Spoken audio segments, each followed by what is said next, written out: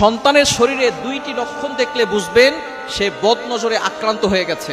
বদনজর হচ্ছে খুবই ভয়ঙ্কর। নবীজি সাল্লাল্লাহু আলাইহি সাল্লাম জানিয়ে দিয়েছেন, বুখারী শরীফের হাদিস, আল আইনু হাক্কুন, বদনজর হচ্ছে সত্য। অনেকে বদনজরকে বিশ্বাস করতে চায় না। নবীজি সাল্লাল্লাহু আলাইহি সাল্লাম নিজে জানিয়ে দিয়েছেন এবং নবী সাল্লাল্লাহু আলাইহি সাল্লাম আরো বলে দিয়েছেন, বদনজর এতটা ভয়ঙ্কর জিনিস, একটা সুস্থ উটকে অসুস্থ করে রান্নার পাতিল পর্যন্ত নিয়ে যায় এবং একজন সুস্থ মানুষকে অসুস্থ করে কবর পর্যন্ত নিয়ে যায়। এজন্য এই বদনজর থেকে আমাদেরকে বাঁচতে হবে। আপনার সন্তানের ভিতরে যদি দুইটি লক্ষণ দেখেন, মনে করবেন আপনার সন্তানের উপরে কেউ বদনজর দিয়েছে। অনেক সময় আমরা সন্তানকে খালি গায়ে রাখি, অনেক সময় মানুষকে দেখাতে নিয়ে যাই, সুন্দর সুন্দর পোশাক পরিয়ে ফেসবুকে ছবি দেই, ছবিতে কিন্তু বদনজর লাগতে পারে। আপনি সবকিছু নিয়ে শো অফ করতে যাবেন না। যাদেরকে বেশি ভালোবাসেন তাদেরকে শো অফ করতে যাবেন না। হাজবেন্ডের ছবি আপনি ফেসবুকে দিচ্ছেন, স্ত্রীর ছবি ফেসবুকে দিচ্ছেন, সন্তানের ছবি ফেসবুকে দিচ্ছেন, কন্যা সন্তানের ছবি ফেসবুকে দিচ্ছেন।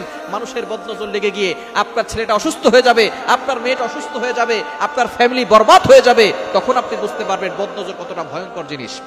এজন্য বদনজর থেকে বাঁচতে হবে। যদি আপনার সন্তানের শরীরে দুইটি লক্ষণ দেখেন, বুঝবেন তার শরীরে বদনজর লেগে আছে।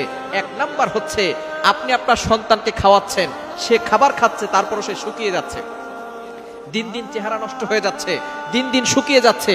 যদি এই লক্ষণ আপনার সন্তানের শরীরের ভিতরে থাকে, মনে করবেন কারো বদনজর আপনার সন্তানের উপরে লেগেছে। তখন কি করবেন আমি বলে দিচ্ছি। দ্বিতীয় নাম্বার হচ্ছে, যদি আপনি দেখেন যে আপনার সন্তান রাতের বেলা হঠাৎ করে কান্না করতেছে, জোরে আওয়াজ করে কান্না করতেছে, দিনের বেলা যে কোনো সময় কান্না করে, রাতের বেলা ঘুমানোর মাঝখানে কান্না করে উঠতেছে, এটা যদি দেখেন এই দুইটি লক্ষণ, শুকিয়ে যাচ্ছে, দিন দিন খাবার খাচ্ছে অথবা খাবারও খাচ্ছে না, দিন দিন শুকিয়ে যাচ্ছে, দ্বিতীয় নাম্বার হঠাৎ করে কান্না করতেছে, এই দুইটি লক্ষণ দেখলে বুঝবেন আপনার সন্তানের শরীরে কেউ বদনজর দিয়েছে। এই বদনজর থেকে বাঁচার জন্য কি করবেন? আপনি আয়াতুল কুরসি, সূরা বাকারা 255 নম্বর আয়াত, 3 নম্বর পারার 1 নম্বর পৃষ্ঠার 9, 10, 11, 12, 13 নম্বর লাইন, সূরা বাকারার 255 নম্বর আয়াতটি আপনি একবার পড়বেন।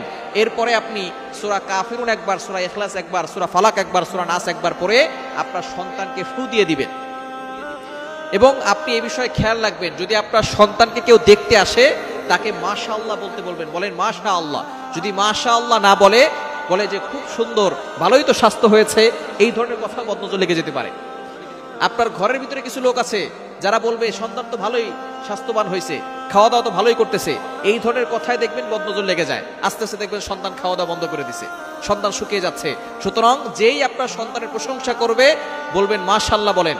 যদি কেউ মাশাআল্লাহ না বলে, তাহলে আপনি লা হাওলা ওয়ালা কুওয়াতা ইল্লা বিল্লাহিল আলিয়্যিল আযীম পরে তাকে ফু দিয়ে দিবেন। এবং যদি আপনি বুঝতে পারেন যে কারো বদনজর লেগে গেছে, তাহলে আপনি তাকে নিয়ে আসবেন, নিয়ে এসে তাকে গোসল করাবেন। গোসল করানোর পরে তার অবশিষ্ট যে পানিটা আছে সেটা দিয়ে তার কাপড় ধুয়ে, ওই কাপড়টা দিয়ে আপনার সন্তানের মাথায় ঢেলে দিবেন এবং সূরা ফালাক এবং সূরা নাস পড়ে দিবেন। আল্লাহ পাক রব্বুল আলামিন এই বদনজর থেকে তাকে হেফাজত করবেন। সুতরাং এই বদনজর থেকে বাঁচার জন্য শো অফ বন্ধ করে দেন।